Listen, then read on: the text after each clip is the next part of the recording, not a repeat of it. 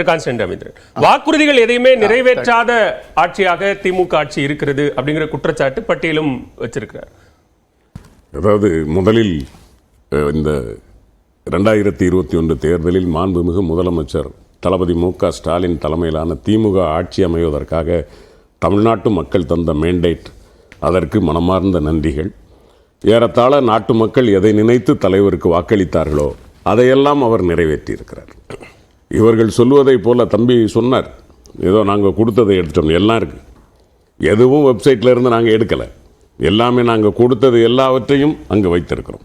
மாண்புமிகு முதலமைச்சர் சட்டமன்றத்தில் செப்டம்பர் மாதம் 25ஆம் தேதி இதே எதிர்க்கட்சி தலைவர் இவர்களுடைய சட்டமன்ற உறுப்பினர்கள் அத்தனை பேரையும் வைத்துக்கொண்டு 216 திட்டங்கள் 2021 நான் சொல்லுவது, அந்த 3 மாத காலத்தில் நாங்கள் நிறைவேற்றி இருக்கிற திட்டங்கள் இது நாங்கள் கொடுத்த வாக்குறுதிகளில் இதை நிறைவேற்றி இருக்கிறோம் என்று சொன்ன தலைவர் மாண்புமிகு முதலமைச்சர் தளபதி மு.க. ஸ்டாலின்.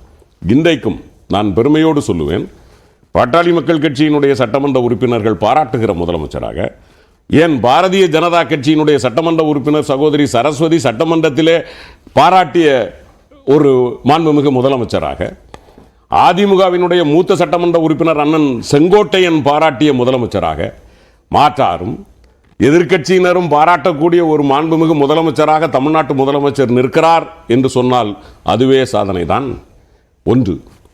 தனித்தனியா சட்டமன்ற உறுப்பினர்கள் சொல்லக்கூடியதை பாக்குறீங்க, அதை தாண்டி அந்த கட்சியினுடைய தலைவர்கள் எடப்பாடி பழனிசாமியோ பாஜக மாநில தலைவர் அண்ணாமலையோ அன்புமணி ராமதாஸோ அவர்கள் ஆட்சியின் மீது முன்வைக்கக்கூடிய விமர்சனங்கள் அல்லது வாக்குறுதிகளை நிறைவேற்றல, சட்டம் ஒழுங்கு சீர்கேடு, போதைப் பொருள் பயன்பாடு அதிகரிப்பு அப்படின்னு வைக்கக்கூடிய விமர்சனங்களை தவிர்த்துட்டு போயிட முடியாதுல்ல. நான் என்ன சொல்றேன், சட்டமன்றத்தில் ஒன்று பாராட்டுவோம், மக்கள் மன்றத்தில் ஒன்று பேசுவோம் அப்படின்னா அது பொய்யா புரட்டாங்கிறத நாட்டு மக்கள் முடிவு பண்ணணும்ல. நீங்கள் சட்டமன்றத்தில் பொய் பேச முடியாது, மக்கள் மன்றத்தில் பொய் பேச முடியும். அப்போ சட்டமன்றத்தில் பேசுவது தான் உண்மை என்று சொன்னால், சட்டமன்றத்தில் சட்டமன்ற உறுப்பினர்கள் பாராட்டுகிறார்கள் என்று சொன்னால் அதுதான் நிஜம்.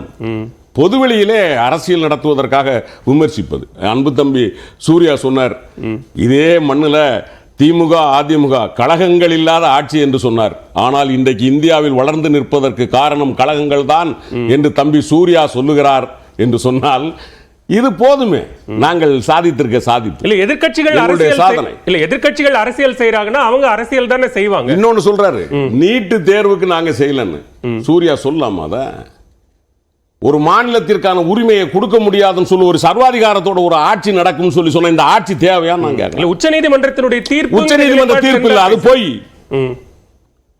1000 முறை சொல்லுகிறேன், அடித்து சொல்லுகிறேன். 10D என்கின்ற ஒன்றை கொண்டு வந்தது பிரதமர் நரேந்திர மோடியினுடைய துரோக சிந்தனை. அது அந்த மெடிக்கல் கவுன்சில் ஆஃப் இந்தியாவிற்கு உள்ளே வந்த மாணவர்களுக்கு என்ன பாடம் நடத்த வேண்டும், எப்படி நடத்த வேண்டும் என்பதை சொல்வதற்கு தான் மெடிக்கல் கவுன்சில் ஆஃப் இந்தியாவுக்கு அதிகாரம் இருந்தது. இந்த 3 ஆண்டுகளை பேசினா முழக்கத்தை முன்வைத்த அல்லது வாக்குறுதியை கொடுத்த திமுக அதற்கான சட்ட போராட்டத்தை தானே நடத்துது. அதுதான் அவர் சட்ட போராட்டத்தை தான். இந்த சட்ட போராட்டத்தை நடத்த வேண்டிய கட்டாயம் யார் உருவாக்குறா? தமிழ்நாட்டுக்கு எதிரான ஒரு மனோபாவத்தோடு உட்கார்ந்து இருக்கிறாரா இல்லையா பிரதமர் நரேந்திர மோடி? தமிழ்நாட்டிற்கும் தமிழினத்திற்கும் தமிழ் மக்களுக்கும் தமிழ் மொழிக்கும் எதிரானது பாரதிய ஜனதா கட்சி என்பதற்கு மிகப்பெரிய உத்தரவாதம் நீட்டை எதிர்ப்பது. எங்க மக்கள் வேண்டாம்னு சொல்றானா தூக்கி போட்டு போய, உங்களை யாருன்னு பாட்ட சொல்றா? அதான கூட்டாட்சி.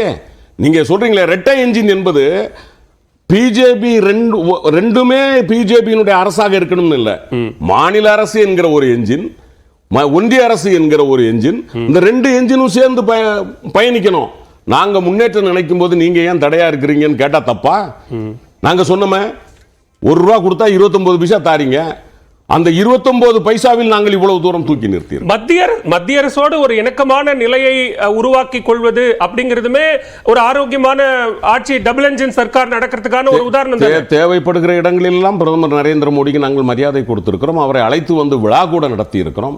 ஆனாலும் உங்கள் மனசு பழிவாங்கும் எண்ணத்திலே இருந்தால் நாங்கள் என்ன செய்வோம்? அதுக்கும் தான் விமர்சனம் வைக்கிறாங்க. நீங்க வேண்டும் என்றால் வர வைப்பீங்க, பத்திரிகை கொடுத்து அழைப்பீங்க, வேண்டாம் என்றால் கோ பேக் சொல்லுவீங்க அப்படின்ற விமர்சனத்தையும் முன்வைக்கிறாங்க. தத்துவார்த்த ரீதியாக என்றைக்கும் பாரதிய ஜனதா கட்சியை முழுமூச்சோடு எதிர்ப்போம் என்கிற காரணத்தினால் தான் பாஜகவினுடைய தலைவர் தளபதி மு.க. ஸ்டாலினை பார்த்து சொன்னார், MK. Stalin is more dangerous than Karunanidhi. இது நாங்க சொன்னதில்லை. அப்போ அவருக்கு தெரிந்திருக்கிறது, கொள்கை ரீதியாக தலைவர் கலைஞரை போல் இவரும் உரமாக இருக்கிறார். அது வஞ்ச புகழ்ச்சி அணி அல்ல, அவர் அனுபவித்தது. அவங்க நினைச்சது என்னன்னு சொன்னா, மாநிலம் ஒன்றிய அரசுல நம்ம உட்கார்ந்து இருக்கிறோம், மாநிலத்தில் இவர் வந்தா நமக்கு சால்ரா அடிச்சுட்டு போவார் எடப்பாடி பழனிசாமி நினைக்கும் போது, இவர்கள் எதையெல்லாம் மாநிலத்திற்கு எதிராக செய்தார்களோ அதையெல்லாம் உரக்க குரல் கொடுத்த தலைவர். இன்னைக்கு இந்தியா என்கிற ஒரு கூட்டணி அமைந்திருக்கிறது என்று சொன்னால் அதற்கு பின்புலமாக இருந்தவர் தலைவர் தளபதி மு க ஸ்டாலின். அதனாலதான் பிரதமர் நரேந்திர மோடி மகாராஷ்டிராவில் போய் திமுகவை பேசுறாரா, உத்தரப்பிரதேசத்தில் போய் திமுகவை பேசுறாரா? என்ன காரணம்? திமுக என்பது மாநில கட்சி, நாங்க தமிழ்நாட்டை தாண்டி வேற எங்கேயும் போய் போட்டி போடல. அப்ப நீங்க அப்படின்னா உங்களுக்கு அந்த ஒரு அந்த நைட்மேர் ஆஃப் பிரதமர் நரேந்திர மோடி இஸ் எம்.கே. ஸ்டாலின். அதான் சொல்றோம் கொள்கை ரீதியாக. ஆனால் ஒரு பிரதமராக, அவர் ஒரு முதலமைச்சராக நீங்கள் வருகிறீர்கள், உங்களை வரவேற்கிறோம். உங்களை எந்தெந்த இடத்தில் கௌரவிக்க வேண்டுமோ அந்த இடத்தில் கௌரவிக்கிறோம். எதற்காக? எங்கள் நாட்டு மக்களுக்கு நல்லது நடக்க வேண்டும் என்பதற்காக. செய்ய மாட்டேன் என்று சொல்லுகிறீர்களே, 90% வாக்குறுதிகளை நிறைவேற்றவில்லை என்று சொல்கிறார்கள். முதல் 5 கையெழுத்து எது? 5 வாக்குறுதிகள். அதை தாண்டி நீங்க இந்த 3 ஆண்டுகள்ல தான் தமிழ்நாடு தலைநிமிர்ந்ததா அந்த முழக்கத்தை முன்வைக்கிறீங்க. இது ஒரு லாங் ப்ராசஸ். திரு பீட்டர் அல்போன்ஸ் பட்டியலிட்ட எல்லா விஷயத்தையும் சூர்யா அக்செப்ட் பண்ணிக்கிறாரு. ஆனா இது இந்த 3 ஆண்டுல நடந்தது இல்லையே. இது 50 ஆண்டு காலமாக தமிழ்நாடு எல்லா தளங்களிலும் அடைந்து வந்த வளர்ச்சியினுடைய ஒரு நீட்சி அப்படின்னு தானே இதை பார்க்க முடியும். நான் மறுக்கல, எல்லா தலைவர்களுக்கும் பங்கு இருக்கு. நான் சொல்லுவது, நான் அரசியல் வாழ்க்கையில் நான் ஏற்றுக்கொள்ளவே முடியாத ஒரு தலைவர் ஜெயலலிதா அம்மையார், அவருக்கும் கூட பங்கு இருக்கிறது. நான் மறுக்கல. நான் இது ஒன்லி தலைவர் தளபதி மு க ஸ்டாலின் இந்த 3 ஆண்டுகளுக்குள் கொண்டு வந்து விட்டார் என்று சொல்லவில்லை. ஆனால் கடந்த 5 ஆண்டுகளில் இந்த தமிழகம் எவ்வளவு பின்னோக்கி இருந்தது. நாங்கள் இந்த நாட்டை கையில் எடுக்கிற போது ஜிடிபி growth 5.75, இன்னைக்கு இந்து பேப்பர் சொல்லுகிறது 10.56 வரைக்கும் கொண்டு வந்திருக்கிறோம். எப்படி வளர்ந்தது? 14வது இடத்தில் இருந்தது தொழில்துறவங்க, இன்றைக்கு 3வது இடத்திற்கு வந்திருக்கோம். இன்னும் பெருமையாக சொல்லுகிறேன், இந்தியாவின் ஒட்டுமொத்த வளர்ச்சியில் 9.55% பொருளாதாரத்தை தந்து கொண்டிருக்கிறார்கள் தமிழர்கள் என்கிற தமிழர்களுக்கு பெருமை சூட்டிய ஆட்சி தளபதி மு க ஸ்டாலின். முதல் சுற்று பார்வையை நான் எடுத்துக்கிறேன். திரு கே.சி. பழனிசாமி, இங்க மக்கள் நன்றி கலந்த வாழ்த்தும் புன்னகை அரும்பும் முகங்களும் தான் இன்னும் உழைக்க தூண்டுகிறது. இந்த 3 ஆண்டு கால ஆட்சியில் தமிழகம் தலை நிமிர்ந்திருக்கிறது அப்படின்ற ஒரு விஷயத்தை ரொம்ப தீர்க்கமா முதலமைச்சர் மு க ஸ்டாலின் முன்வைக்கிறார். உங்களுடைய முதற்கட்ட பார்வை? அதுக்கு முன்னாடி சகோதரர் கன்ஸ்டன்டைன் ரவீந்திரன் சொன்னாரு, சட்டமன்றத்துல பொய் பேச மாட்டாங்க, சட்டமன்றத்துல நடக்கிறதெல்லாம் ரொம்ப சத்தியமான உண்மைகள்னு சொல்லிட்டு இந்த குட்கா பாக்கெட் எல்லாம் எடுத்துட்டு வந்து சட்டமன்றத்துல காமிச்சு தமிழ்நாட்டுல குட்கா விற்பனை அதிகமாயிடுச்சுன்னு சொல்லி சொன்னாங்க. அப்ப அது உண்மைதான்.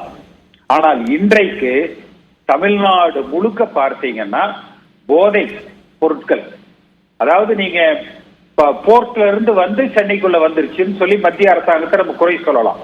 நான் அதுக்குள்ள போகல.